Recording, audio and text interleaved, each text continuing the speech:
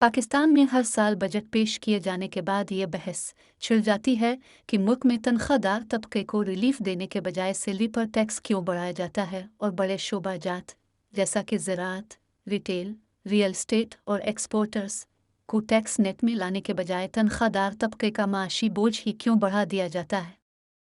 रवां साल का बजट भी कुछ मुख्तलिफ नहीं और वफाकी वज़ीर ख़जाना की जानिब से पार्लियामान में पेश किए जाने वाले वफाकी बजट की मंजूरी के बाद तनख्वाहदार तबके को अगले माली साल में पहले से ज़्यादा टैक्स अदा करना पड़ेगा। हुकूमत की जानिब से एक बार फिर तनख्वाहदार तबके पर आयद टैक्स में इजाफे के बाद मुतअद्दिद हलकों की जानिब से इस फैसले पर तनकीद की गई। ताहम वफाकी वज़ीर ख़जाना ने बजट पेश करने के एक दिन बाद अपनी पोस्ट बजट प्रेस कॉन्फ्रेंस में इस फैसले का दिफा करते हुए कहा कि ज़्यादा आमदन वालों पर ज़्यादा टैक्स का नफाज होगा और इस पर किसी को एतराज़ नहीं होना चाहिए क्योंकि हमें टैक्स के दायरा कार को बढ़ाना है।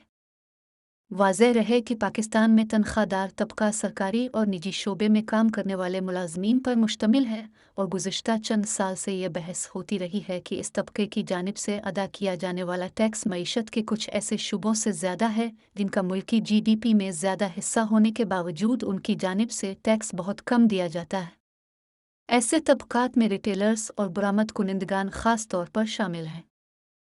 लेकिन हक़ाइक़ क्या हैं और पाकिस्तान में तनख्वाहदार तबका कितना टैक्स अदा करता है? क्या वाकई मईशत के दूसरे शुबों से तनख्वाहदार तबका ज़्यादा टैक्स अदा करता है?